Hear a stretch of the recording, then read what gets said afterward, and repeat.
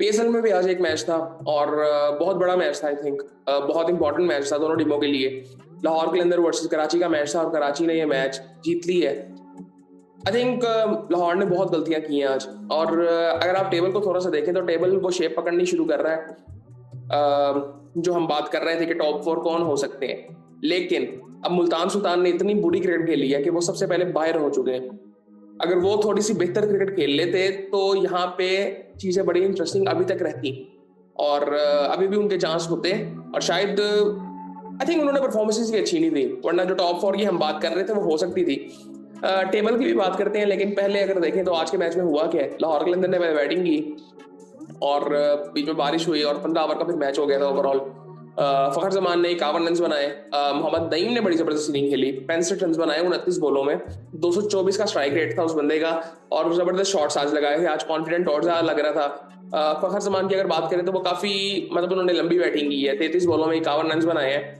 और उसके बाद अब्दुल्ला ने 18 रन बनाए। पैरल मिचेल पहली बॉल में आउट हो गए थे। सैम बिलिंग, अब ये जिस टाइम पे आए थे ना, ये सैम बिलिंग वगैरह, ये उस वक्त आपको मारना ही था तो वो मारने जा रहे थे सब। है किसी तरह इन्होंने 160 रन बना दिए। लेकिन मुझे एक चीज समझ नहीं आई कि आज आपने आसिफ अली को ऊपर क्यों नहीं भेजा।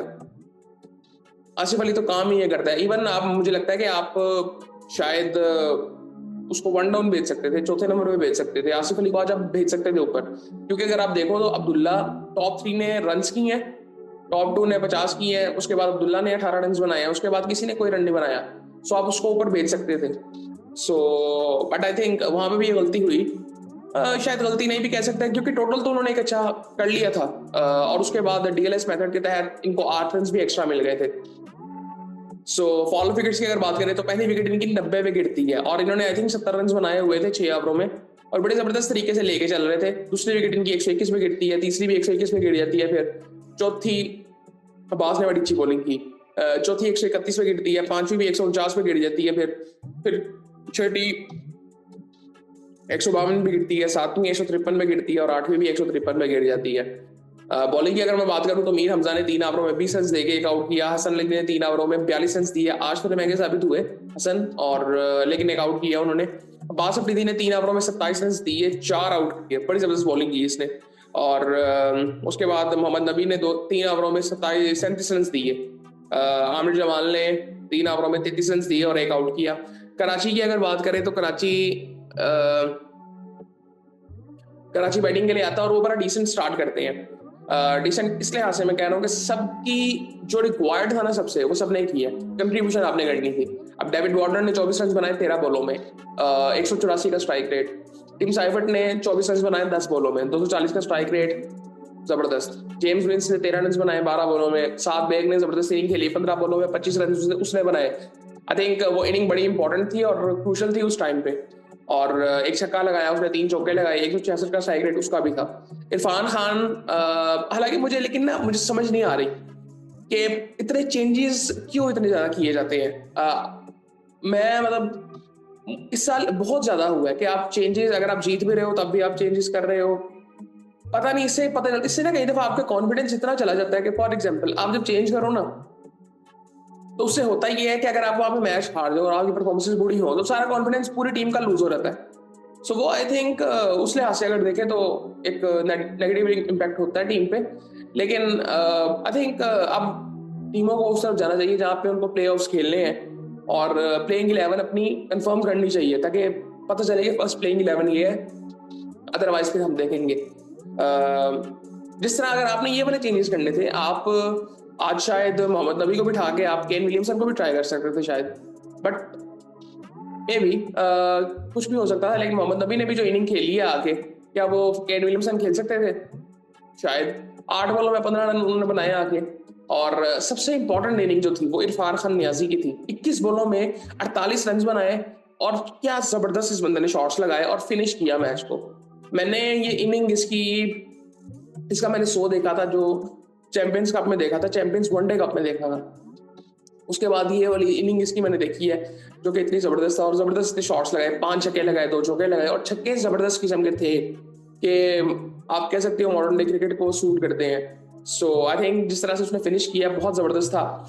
और 168 रन का टारगेट था। फिर डीआरएस मेथड के तहत वैसे उन्होंने 160 किया था और इन्होंने ये टारगेट अचीव कर लिया 3 बॉले पहले। पहली विकेट इनकी 40 पे गिरती है, दूसरी 57 पे गिरती है, तीसरी 74 पे गिरती है, चौथी 100 पे गिरती है, पांचवी 116 पे गिरती है, छठी 161 पे गिरती है।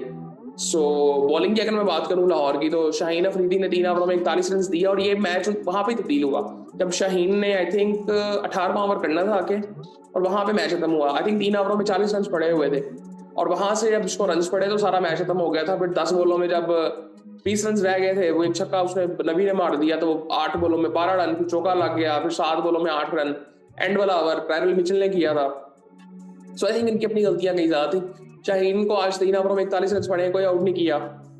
आसिफ अफरीदी ने 2 ओवरों में 26 रन दिए, एक आउट किया। हारिस रऊफ ने 3 ओवरों में 40 रन दिए, 2 आउट किया। सो ये अब मैं आपको जो बात कर रहा था ना, ये जो है ना, ये हमारे जो बॉलर्स हैं, ये शाहीन हारिस हो गए, ये कहीं ना कहीं जाके एक्सपोज होंगे और ये मसला है। आज का मैच मुश्किल था, एक्सपीरियंस आज के मैच में इंपॉर्टेंट था और आपको आज नजर आया कि किस तरह से एक्सपोज हुए। सिकंदर रजा 2 ओवरों में 21 रन, रिशाद हुसैन ने 3 ओवरों में 28 रन, टेरल मिचेल ने वो अपना दूसरा ओवर कर रहे थे, 9 रन दिए, 2 आउट किए उन्होंने।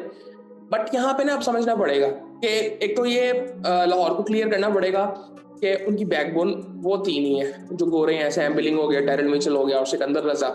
उसके बाद इनको अपनी बॉलिंग को देखना है कि ये कौन सा टोटल डिफेंड कर सकते हैं। तो आज का टोटल इनको डिफेंड करना चाहिए था, बहुत ज्यादा टोटल था, लेकिन आई थिंक इन्होंने बॉलिंग भी बहुत गंदी की है और उसने बैटिंग भी बड़ी अच्छी की है न्याजी ने। सो ये सूरत हाल थी। अब थोड़ा ना टेबल को जरा देखते हैं कि टेबल की क्या सूरत हाल है। टेबल पे जो हम बात कर रहे थे ना, इस वक्त अगर आप देखें तो क्वेटा टॉप पे है और क्वेटा की हम बात कर रहे थे, क्वेटा बहुत स्ट्रॉन्ग टीम है। उन्होंने अपनी प्लेइंग 11 किसी हद तक ढूंढ ली है और 8 में से 5 मैचेस वो जीते हैं, 2 मैचेस उनके अभी पड़े हुए हैं और उनके 11 पॉइंट है और ये मेरे ख्याल से ये कंफर्म हो गया कि आगे जाएंगे। ये इस्लामाबाद के 10 पॉइंट है, कराची के भी 10 पॉइंट है। अब इस्लामाबाद अगर एक मैच जीतता है तो उनके वो भी टॉप पे जा सकते हैं। अब लाहौर का एक मैच रह गया पिशावर के साथ, अब वो पिशावर के लिए भी उतना ही इंपॉर्टेंट है जितना इनके लिए। अब लाहौर के 6 पॉइंट है, अगर लाहौर नहीं लाहौर के 6 पॉइंट नहीं है, लाहौर के 9 पॉइंट है, पिशावर के 6 पॉइंट है। पिशावर अगर 3 में से, मतलब वो मैच बड़ा इंपॉर्टेंट है। लाहौर अगर वो मैच हारता है फिर जाके पिशावर के कोई चांसेस बनेंगे। अब ये लाहौर पिशावर का रह गया। सो अब ये सूरत हाल, अगर आप देखें ना, अगर मुल्तान थोड़ा बेहतर क्रिकेट खेल रहा होता है, उनके 2 पॉइंट है 8 मैचों में, अगर वो 2 जीत भी जाती है तो उनके 6 पॉइंट हो जाएंगे। सो उनको 3-4 मैचेस जीतने चाहिए थे अपने पहले। सो आई थिंक ये पूरा टेबल ही चेंज होता। ये उसी तरह से होता है कि इस्लामाबाद अब आपको नजर आ रही है जिस तरह से वो अपने 3 मैचेस हारे हैं, तो ऐसे लग रहा है कि वो अगले 2 मैचेस भी जीत नहीं सकते। सो ये बड़ी ही इंपॉर्टेंट अब चीज हो गई है। पिशावर और लाहौर का मैच बड़ा इंपॉर्टेंट हो गया और मुझे जो लग रहा है ना, मुझे लग रहा है कि वो पिशावर जीत जाएगा और और उनके 2 मैचेस भी हैं। और मैं कभी देख रहा था कहीं पे ये पंजाब किंग्स में जो आईपीएल की टीम है, उन्होंने अनाउंस किया कि उनका वो जो मैक्सवेल की जगह पे ये मिचेल ओवन आ रहा है। सो मिचेल ओवन तो अभी पिशावर से खेल रहा है, पता नहीं अब वो ये क्या कहते हैं इसके बाद है, पता नहीं क्या चल रहा है यार।